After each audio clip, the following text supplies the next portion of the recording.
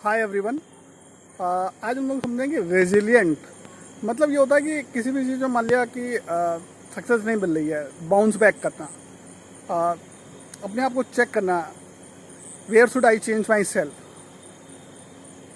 Where is my mistake, how can I do better myself. मतलब किसी भी field में हो, चाहे आप बिजनेस कर रहे हो, चाहे आप स्पोर्ट्स में हो, या किसी भी प्रोफेशन में, या अपनी पर्सनल लाइफ में हो। क्योंकि ऐसा नहीं है कोई भी बिल्कुल किसी की भी लाइफ बिल्कुल स्मूथ चल रही हो।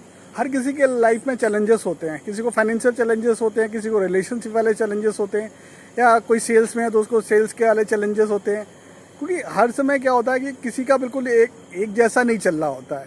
जिस तरीके मौसम एक जैसे नहीं रहते, उस तरीके लाइफ का टाइम भी एक जैसा नहीं होता है। कई बार क्या होता है कि आप जब सक्सेसफुल हैं तो सभी लोग आपके साथ रिलेशन बनाना चाहते हैं, या आपसे मिलना चाहते हैं, या आपको सक्सेस हैं तो आपकी वही होते हैं ना कि उगते सूरज को सभी सलाम करते हैं। लेकिन जब आप टफ टाइम आपका होता है, तब आप देखिए टफ टाइम में आप अकेले होते हैं। बहुत कम लोग होते हैं जो साथ दें, क्योंकि असली पहचान तभी होती है आदमी की जो आपका टफ टाइम में साथ दे।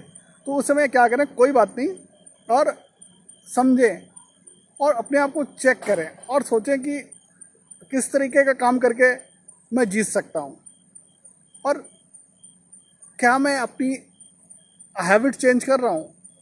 फॉर एग्जांपल कि अगर अगर मुझे सक्सेसफुल होना है, या मुझे विनर बनना है, या मुझे बेस्ट बनना है, या मुझे चैम्पियन बनना है, तो वो चैम्पियन लोगों की हैबिट्स क्या हैं, या वो क्या मैं मिस्टेक कर रहा हूँ, या मैं मान लिया ठीक है हर मैच में तो सेंचुरी नहीं बन रही है, लेकिन क्या हम अपने आप को, अपना जो माइंडसेट है वो प्रोग्रेस की तरफ रख रहे हैं क्या हम एवरीडे अपने आप को एक लर्निंग मोड में है क्या, ये मुझे चेक करने की ज़रूरत है। और मान लिया कोई भी चीज़ में मान लिया ठीक है, कोई अगर सक्सेस नहीं मिल रही है किसी चीज़ में बहुत, या कोई एग्ज़ाम है या क्वालिफाई नहीं हो पा रहा है, तो ये देखने की ज़रूरत है यार कि ऑल अबाउट जो success is a state of mind. आप देखिए कि कहाँ मेरे से चूक हो रही है या कहाँ मेरे से गलती हो रही है। क्योंकि जब भी एरोप्लेन भी बना था तो उसमें एक दो बार डिफीट हुई या कई बार डिफीट हुई, फिर उसको करेक्ट करते गए तो फाइनली वो सक्सेसफुल हो गए।